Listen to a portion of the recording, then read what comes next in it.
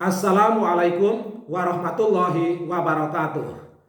Alhamdulillahirabbil alamin. Alhamdulillahi wala ilaha illallah. Alhamdulillahi wala haula wala quwata illa billah. Allahumma sholli ala Muhammad wa ala ali Muhammad. Hasbunallahu wa ni'mal wakil. Ni'mal maula wa ni'man nasir. Ya jal jalali wal ikram. Insyaallah pada kesempatan kali ini kita akan membahas tentang panduan ringkas sholat tarawih. Selamat menyimak dan semoga bermanfaat. Saudara-saudaraku yang baik hati, tarawih adalah bentuk jamak dari tarwihah. Secara bahasa artinya istirahat sekali. Dinamakan demikian karena biasanya dahulu para sahabat ketika sholat tarawih mereka memanjangkan berdiri, ruku dan sujudnya. Maka ketika sudah mengerjakan 4 rakaat, mereka istirahat. Kemudian mengerjakan 4 rakaat lagi. Kemudian istirahat. Kemudian mengerjakan 3 rakaat. Silakan baca kitab Lisanul Arab juz 2 halaman 426. Kitab Misbahul Munir juz 1 halaman 244 dan kitab Syarhul Mumti juz 4 halaman 10. Secara istilah, tarawih artinya qiyam Ramadan atau sholat di malam hari bulan Ramadan. Silakan baca kitab Al-Mughni juz 1 halaman 455 dan kitab Syarah Sahih Muslim Lin Nawawi juz 6 halaman 39. Saudara-saudaraku yang baik hati, sholat tarawih mempunyai beberapa keutamaan. Antara lain, yang pertama, sholat tarawih merupakan sebab mendapatkan ampunan atas dosa-dosa yang telah lalu. Dalilnya dari Abu Hurairah radhiyallahu anhu, Rasulullah shallallahu alaihi wasallam bersabda, "Man qoma Ramadhana imanan wa ihtisaban ghufira lahu ma taqaddama min dzambih." Yang artinya, barang siapa melakukan qiyam Ramadan karena iman dan mencari pahala, maka dosa-dosanya yang telah lalu akan diampuni. Hadis riwayat Bukhari nomor 37 dan Muslim nomor 759. Yang dimaksud qiyam Ramadan adalah sholat tarawih, sebagaimana yang dituturkan oleh An-Nawawi. Silakan baca Al-Minhaj Syarah Sahih Muslim juz 6 halaman 39. Hadis ini memberitahukan bahwa sholat tarawih bisa menggugurkan dosa dengan syarat karena iman, yaitu membenarkan pahala yang dijanjikan oleh Allah dan mencari pahala dari Allah, bukan karena riya atau karena alasan lainnya. Yang dimaksud pengampunan dosa di dalam hadis ini adalah mencakup dosa besar dan dosa kecil berdasarkan tekstual hadis, sebagaimana ditegaskan oleh Ibnul Munzir rahimahullah. Namun An-Nawawi rahimahullah mengatakan bahwa yang dimaksudkan pengampunan dosa di sini adalah khusus untuk dosa kecil. Silakan baca kitab Fathul Bari juz 4 halaman 251. Yang kedua, orang yang sholat tarawih berjamaah bersama imam sampai selesai, maka dicatat baginya pahala sholat semalam suntuk. Dalilnya dari Abu Dzar radhiyallahu anhu, ia berkata, "Aku pernah berkata, wahai Rasulullah, andaikan engkau menambah sholat sunnah bersama kami malam ini." Maka Nabi Shallallahu alaihi wasallam bersabda, "Sesungguhnya seseorang yang sholat bersama imam sampai selesai, ditulis baginya pahala sholat semalam suntuk." Hadis riwayat Tirmizi nomor 806 dan disahihkan oleh Syekh Al-Albani di dalam kitab Sahih At-Tirmizi. Yang ketiga, orang yang rutin mengerjakan sholat tarawih, jika wafat maka dicatat sebagai siddiqin dan syuhada. Dalilnya dari Amr bin Murrah Al-Juhani radhiyallahu anhu, ia berkata, datang seseorang dari gurun kepada Nabi Shallallahu alaihi wasallam. Ia berkata, "Aku bersyahadat bahwa tiada sesembahan yang hak kecuali Allah, dan bahwasannya engkau adalah utusan Allah. Aku sholat 5 waktu, aku puasa Ramadan dan mengerjakan qiyam Ramadan, dan aku membayar zakat. Maka Rasulullah Muhammad SAW bersabda, orang yang mati di atas ini semua, maka ia termasuk siddiqin dan syuhada. Hadis riwayat Ibnu Khuzaimah nomor 2212. At-Tabrani di dalam kitab Musnad As-Samiyyin nomor 2939, disahihkan oleh Al-Albani di dalam kitab Qiyamul Ramadan halaman 18. Saudara-saudaraku yang baik hati, sholat tarawih hukumnya sunnah. Di antara dalilnya yaitu hadis riwayat Bukhari nomor 37 dan Muslim nomor 759 yang sudah saya sebutkan di atas tadi. Hadis lainnya menyebutkan dari Aisyah radhiyallahu anha, beliau berkata, Rasulullah Muhammad sallallahu alaihi wasallam sholat di masjid suatu malam. Maka orang-orang pun ikut sholat di belakang beliau. Kemudian beliau sholat lagi di malam berikutnya. Maka orang-orang yang ikut pun semakin banyak. Kemudian mereka berkumpul di masjid di malam yang ketiga atau yang keempat. Namun ternyata Rasulullah Shallallahu Alaihi Wasallam tidak keluar. Ketika pagi hari beliau bersabda, aku melihat apa yang kalian lakukan semalam. Tidak ada yang menghalangiku untuk keluar kecuali aku khawatir sholat tersebut diwajibkan atas kalian. Perawi mengatakan itu di bulan Ramadan. Hadis riwayat Bukhari nomor 1129 dan Muslim nomor 761. Selain itu, Al-Imam An-Nawawi mengatakan di dalam kitab Al-Majmu' juz 4 halaman 37 bahwa sholat tarawih hukumnya sunnah dengan ijma atau kesepakatan para ulama. Begitu pula As-San'ani mengatakan di dalam kitab Subul Salam juz 2 halaman 11 bahwa qiyam Ramadan hukumnya sunnah tanpa ada khilaf atau perbedaan di kalangan para ulama. Saudara-saudaraku yang baik hati, sholat tarawih itu lebih utama dikerjakan secara berjamaah daripada sendirian atau munfarid. Dalilnya hadis riwayat Bukhari nomor 1129 dan Muslim nomor 761 sebagaimana yang sudah disebutkan di atas tadi.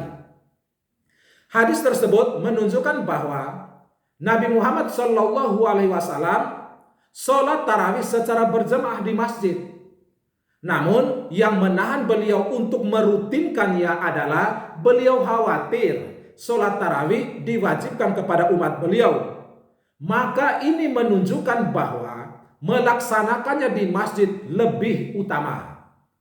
At-Tahawi rahimahullah di dalam kitab Mukhtasar Ikhtilaf Ulama juz 1 halaman 315 mengatakan, para ulama ijma bahwa tidak boleh orang-orang meninggalkan masjid-masjid untuk mengerjakan qiyam Ramadan.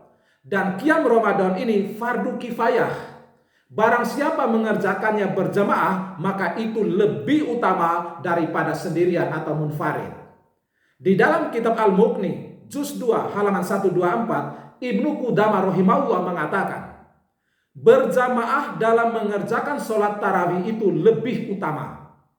Andai ada seorang yang meniru Rasulullah dengan sholat di rumah, aku khawatir orang-orang lain akan mengikutinya.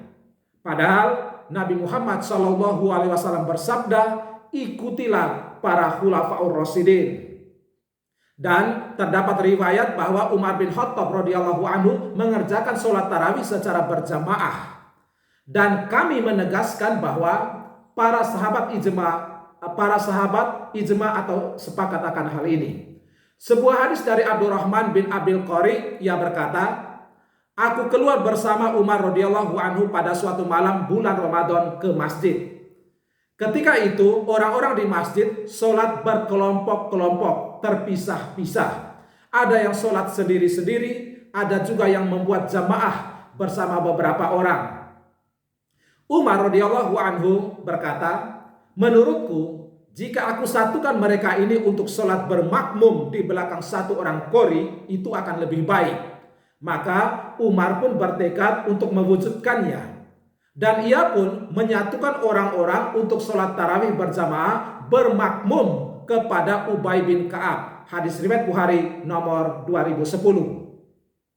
Saudara-saudaraku yang baik hati, sholat tarawih itu dilaksanakan setelah sholat Isya. Dan yang lebih utama adalah setelah waktu Isya yang terakhir. Ibnu Taimiyah rahimahullah mengatakan, yang sunnah dalam melaksanakan sholat tarawih adalah setelah waktu Isya yang terakhir. Sebagaimana ini telah disepakati oleh para salaf dan imam kaum muslimin. Para imam tidak melaksanakan sholat tarawih kecuali setelah sholat Isya, sebagaimana di masa Rasulullah Muhammad SAW dan di masa para khulafaur rasyidin dan juga di masa para imam kaum muslimin. Tidak diketahui ada yang bersengaja melaksanakannya sebelum sholat Isya. Dan oleh karena itulah sholat ini disebut Qiyam Ramadan. Silakan baca kitab Majmu' al-Fatawa juz 23 halaman 119 sampai 120. Saudara-saudaraku yang baik hati, sebenarnya berapakah jumlah rakaat sholat tarawih itu? Sholat tarawih dan sholat malam lainnya secara umum tidak memiliki batasan rakaat tertentu. Dalil akan hal ini adalah sebagai berikut. Dari Ibnu Umar radhiyallahu anhuma, ia berkata, ada seorang yang bertanya kepada Rasulullah Muhammad SAW mengenai sholat malam. Maka Rasulullah Muhammad SAW menjawab, sholat malam itu 2 rakaat. Jika salah seorang di antara kalian khawatir masuk waktu subuh, maka sholatlah 1 rakaat untuk membuat rakaat sholatnya menjadi ganjil. Hadis riwayat Bukhari nomor 990 dan Muslim nomor 749. Dari Aisyah radhiyallahu anha, beliau berkata, Rasulullah Muhammad SAW tidak pernah sholat lebih dari 11 rakaat, baik di bulan Ramadan atau di bulan lainnya. Beliau sholat 4 rakaat. Jangan tanya mengenai bagusnya dan panjangnya. Kemudian beliau sholat 4 rakaat. Jangan tanya mengenai bagusnya dan panjangnya. Kemudian beliau sholat 3 rakaat. Hadis riwayat Bukhari nomor 2013 dan Muslim nomor 837. Dari Ibnu Abbas radhiyallahu anhu beliau berkata, Rasulullah Muhammad SAW pernah sholat 13 rakaat di malam hari. Hadis riwayat Bukhari nomor 1138 dan Muslim nomor 764. Dari hadis-hadis ini diketahui bahwa Rasulullah SAW tidak membatasi jumlah rakaat sholat yang dikerjakan setelah Isya. Di dalam kitab Al-Istizkar juz 2 halaman 98 dan 102, Ibnu Abdul Bar rahimahullah mengatakan, kebanyakan sholat malam Nabi itu 11 rakaat. Namun terdapat riwayat bahwasannya beliau pernah sholat 13 rakaat. Oleh karena itu, para ulama berdalil dari sini bahwa sholat malam itu tidak ada batasan rakaatnya. Dan sholat adalah perkara yang paling baik. Siapa yang ingin mempersedikitnya, silakan. Yang ingin memperbanyaknya juga silakan. Para ulama sepakat bahwa tidak ada batasan rakaat tertentu dalam sholat malam dan bahwasannya hukumnya adalah sunnah. Barang siapa yang ingin memanjangkan berdirinya dan menyedikitkan rakaatnya, silakan. Barang siapa yang ingin memperbanyak ruku dan sujud, silakan. Al-Qadhi Iyad rahimahullah di dalam kitab Ikmalul Mu'lim juz 3 halaman 82 mengatakan, tidak ada khilaf bahwa sholat malam itu tidak ada batasannya yang paten, sehingga tidak boleh dikurangi atau ditambahi. Sholat malam adalah keutamaan dan hal yang sangat dianjurkan, yang semakin banyak dikerjakan maka semakin banyak pahalanya. Yang diperselisihkan adalah mana jumlah rakaat yang sering dilakukan oleh Nabi Shallallahu Alaihi Wasallam dan yang menjadi pilihan atau kesukaan beliau Shallallahu Alaihi Wasallam untuk dirinya. Al-Iraqi rahimahullah mengatakan di dalam kitab Tarhu At-Tasrif juz 3 halaman 43 bahwa ulama sepakat bahwa sholat malam itu tidak ada batasan rakaatnya. Saudara-saudaraku yang baik hati, selanjutnya mari kita bahas tentang tata cara sholat tarawih. Sholat tarawih itu dilaksanakan 2 rakaat. Ini merupakan pendapat jumhur atau sebagian besar atau mayoritas ulama dari Syafi'iyah, Malikiyah, dan Hanabilah. Juga pendapat Abu Yusuf dari Hanafiyah. Dalilnya dari Ibnu Umar radhiyallahu anhu, ia berkata, Rasulullah Muhammad Shallallahu Alaihi Wasallam bersabda, sholat malam itu 2 rakaat. Jika engkau melihat bahwa subuh akan datang, maka sholatlah 1 rakaat untuk membuat rakaat sholatnya menjadi ganjil. Ibnu Umar ditanya, apa maksudnya 2 rakaat? Ibnu Umar berkata, maksudnya setiap 2 rakaat salam. Hadis riwayat Bukhari nomor 990 dan Muslim nomor 749. Dalam riwayat lainnya menyebutkan dari Aisyah radhiyallahu anha, beliau berkata, biasanya Rasulullah Muhammad Shallallahu Alaihi Wasallam antara setelah selesai sholat Isya, yaitu di waktu yang disebut orang sebagai atamah, sampai terbit fajar, beliau sholat 11 rakaat dengan salam di setiap 2 rakaat, kemudian sholat witir 1 rakaat. Hadis riwayat Muslim nomor 736.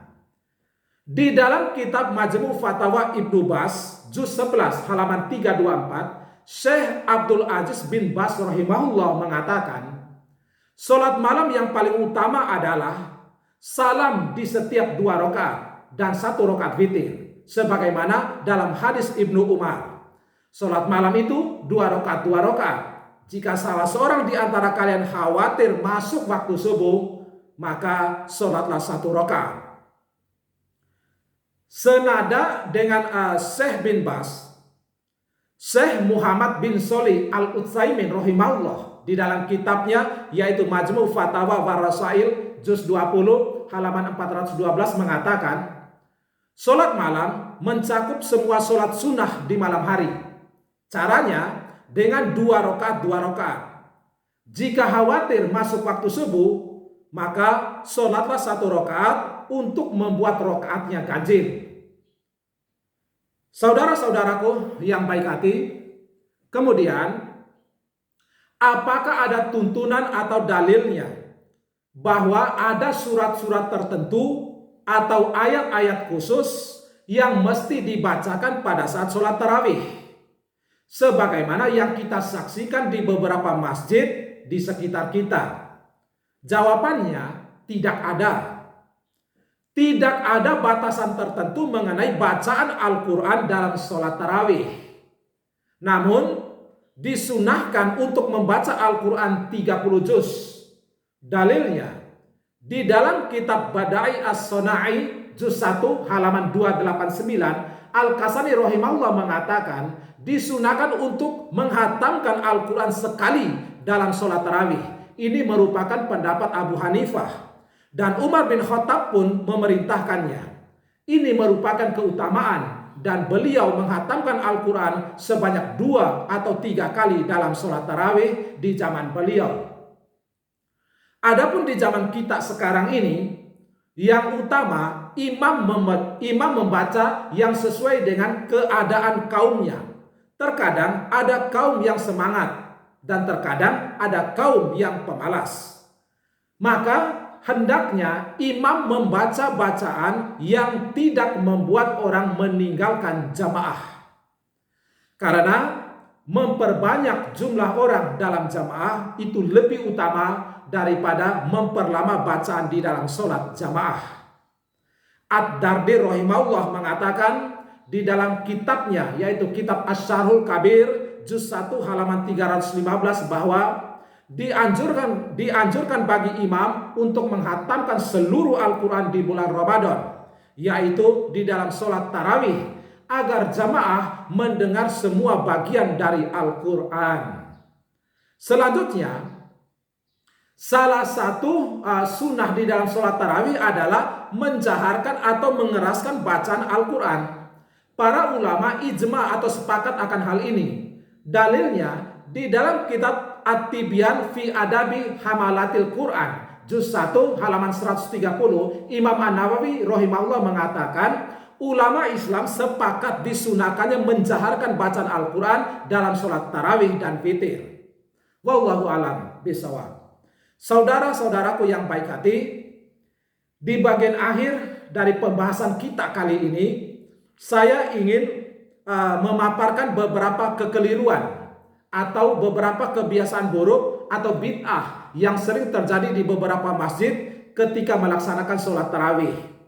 Yang pertama yaitu zikir berjamaah di antara atau di sela-sela sholat tarawih. Syekh Abdul Aziz bin Abdillah bin Bas berkata, tidak diperbolehkan para jamaah membaca zikir secara berjamaah. Akan tetapi yang tepat adalah setiap orang membaca zikir sendiri-sendiri tanpa dikomandoi oleh yang lain atau oleh imam. Karena zikir secara berjamaah atau bersama-sama adalah sesuatu yang tidak ada tuntunannya di dalam syariat Islam yang suci ini. Silakan baca Majmu' Fatawa Ibnu Bas juz 11 halaman 190. Yang kedua, melafazkan niat puasa secara bersama-sama dan dengan suara yang jahar selepas sholat tarawih atau di akhir sholat tarawih. Imam Nawawi rahimahullah berkata, tidaklah sah puasa seseorang kecuali dengan niat. Letak niat adalah di dalam hati, tidak disyaratkan untuk diucapkan secara berjamaah. Dan pendapat ini tidak terdapat perselisihan di antara para ulama. Silakan baca kitab Raudatul Thalibin juz 1 halaman 268. Yang ketiga, menyeru jamaah dengan panggilan as-salatul jami'ah. Tidak ada tuntunan sama sekali untuk memanggil jamaah dengan ucapan as-salatul jami'ah. Ini termasuk perkara yang diada-adakan atau bid'ah. Silakan baca kitab Al-Mawsu'ah Al-Fiqhiyah juz 27 halaman 140. Yang keempat, mengkhususkan zikir atau doa tertentu di antara sela-sela duduk sholat tarawih, apalagi dibaca secara berjamaah, karena ini jelas tidak ada tuntunannya. Silakan baca kitab Al-Mawsu'ah Al-Fiqhiyah juz 27 halaman 144. Dan yang kelima, sholat tarawih yang super ngebut, sama sekali tidak ada tuma'ninah. Apa itu tuma'ninah? Tuma'ninah adalah diam sejenak setelah semua anggota badan atau tulang-tulangnya mapan di tempatnya masing-masing dalam semua gerakan sholat. Para ulama memberi batasan minimal dengan waktu yang cukup untuk membaca tasbih 1 kali. Silakan baca kitab Fiqh Sunnah karya Sayyid Sabiq juz 1 halaman 124. Rasulullah Muhammad SAW bersabda, sejahat-jahatnya pencuri adalah orang yang mencuri dalam sholatnya. Mereka bertanya, bagaimana ia mencuri dalam sholatnya?